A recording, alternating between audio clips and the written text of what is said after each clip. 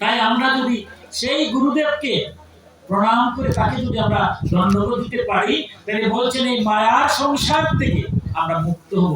আমরা সবসময় বুঝতে পারবো যে ন্যায় সত্য সৎপথে প্রতিদিন যদি গুরু প্রদত্ত ইষ্টমন্ত্র আমরা জপ করি, সেই জপের দ্বারাই আমরা অন্ধকারে যাব না, জ্ঞান আলোয় উদ্ভাসিত হবে। এই জন্যই এই গুরু গীতার 26, 27 এবং 28 নম্বর শ্লোকে অতি সংক্ষেপে চলে যাচ্ছে, প্রসাদের সময় চলে আসছে, অতি সংক্ষেপে চলে যাব।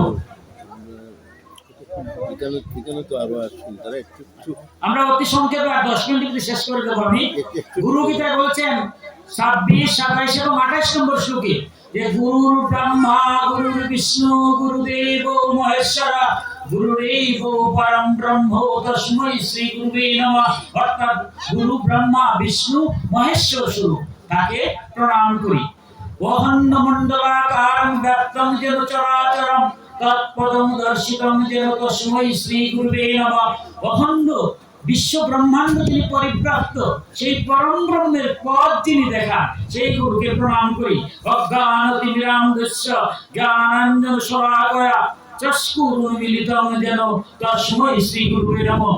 যে জ্ঞান অন্ধকার দূরীভূত করে, যিনি আমাদের জ্ঞান চক্ষু উন্মিলিত করেন, সেই গুরুকে আমরা প্রণাম করি। আমরা অতি সংক্ষেপে 2-3টা শ্লোক বলে আমরা শেষ করে নেব।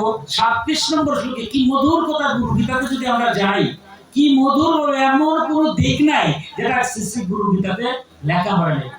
37 নম্বর দিয়ে বলছেন মন্নাথ শ্রী জগন্নাথ মদ্গুরু শ্রী জগৎগুরু মদাত্মা সর্বভূতাত্মা তস্मै শ্রী গুরুবে নমঃ। আমার নাতি জগতের নাথ, আমার গুরুই জগতের গুরু, আমার আত্মাই জগতের। এই যে কঠিন কথাটা কি দেখুন, মদ গুরু সে জগৎ গুরু। আমার গুরুদেব যদি জগতের গুরু হয়ে থাকেন, তাহলে কোন গুরুর মধ্যে আমার গুরু নাই? আমি যদি অন্য গুরু নিন্দা করি, তাহলে কি আমার গুরু নিন্দা হয় না? আমি যদি আমার গুরুকে শ্রদ্ধা করি, জগতের সমস্ত গুরুকে শ্রদ্ধা করা হয়। তাই সনাতন ধর্মে বলছি কাউকে কটাক্ষ করা যাবে না। যে যেভাবে যত এই সংসারে যে বা যাহারা যেভাবে গুরু রূপে আসছেন, সবাই আমার শ্রদ্ধার যোগ্য। কারণ মদ গুরু সে জগৎ গুরু, জগতের গুরুর মধ্যে তিনি আছেন।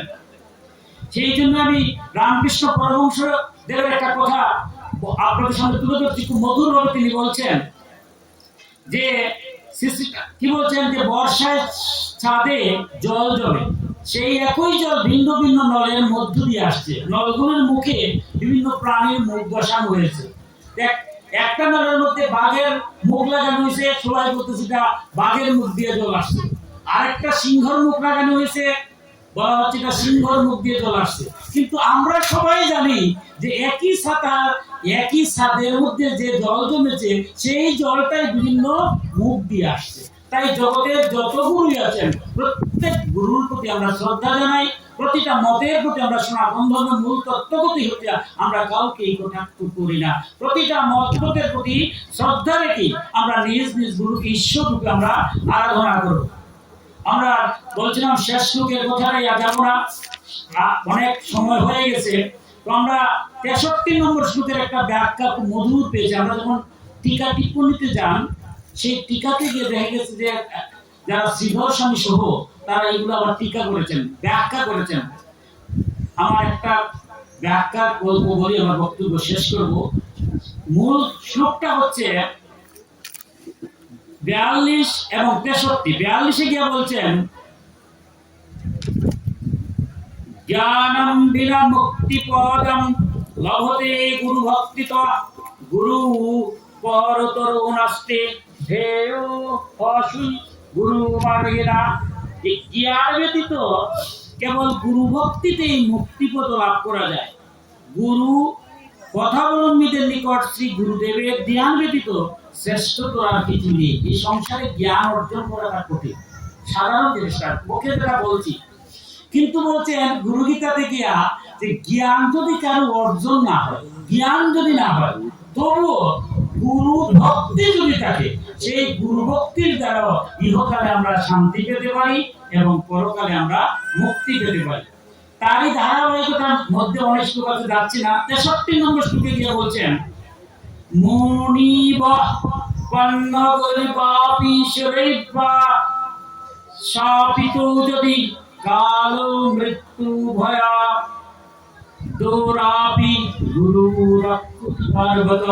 হে পার্বতী, মণিগণ, সর্পগণ, দেবগণ যদি অভিশাপ প্রদান করেন, সমান মৃত্যু যদি সম্মুখে আসে আর গুরু যদি কৃপা করেন, তবে সেই মৃত্যুকে লঙ্ঘিতে পারে। কিন্তু যদি গুরু রুষ্ট হন, এই ব্রহ্মাদি দেবগণ তাকে রক্ষা করতে পারে না।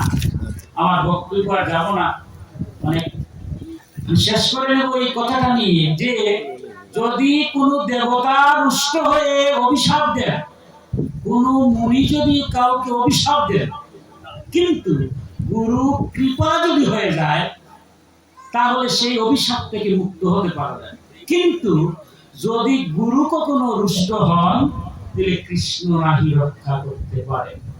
আমরা শঙ্করাচার্য, যিনি এই গুরু তত্ত্ব সম্পর্কে ব্যাসদেবের পরবর্তী পর্যায়ে এই গুরু তত্ত্ব, গুরু গীতা তার ব্যাখ্যা করেছেন।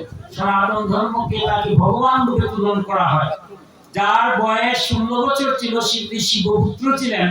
32 বছর পরমাণু পেয়ে সমস্ত সনাতন ধর্মকে তিনি ব্যাখ্যা করে গেছেন। 108টা উপনিষদ আমরা বলছি, কিন্তু 12টা উপনিষদ শঙ্করাচার্য ব্যাখ্যা করে গেছিলেন। ওই 12টা নিয়ে আমরা আলোচনার মধ্যে আছি, বাকিটা এখনো নিয়ে সঠিকভাবে ব্যাখ্যা করা বড় কঠিন হয়ে যায়। অর্থাৎ শঙ্করাচার্য যা লিখে গেছেন, ব্যাখ্যা করে গেছেন ব্যাসদেবের পরে, আজ থেকে প্রায় 2500 বছর পূর্বে হবে বা 2000 বছর পূর্বে, সেই 2000 বছর পূর্বে ব্যাস শঙ্করাচার্য যা লিখে গেছেন সেটাই কিন্তু আজ ব্যাখ্যা চলছে।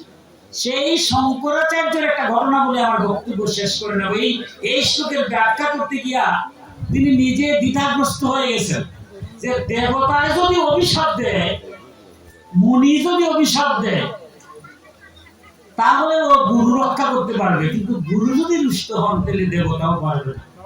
বহু চেষ্টা করেছেন এটার ব্যাখ্যা করতে, কিন্তু তিনি ব্যাখ্যা করতে গিয়ে অনেক ভ্রান্তি, মানে মনের মধ্যে একটা ভ্রান্তি হয়ে গেছে যে কিভাবে তিনি ব্যাখ্যা করবেন।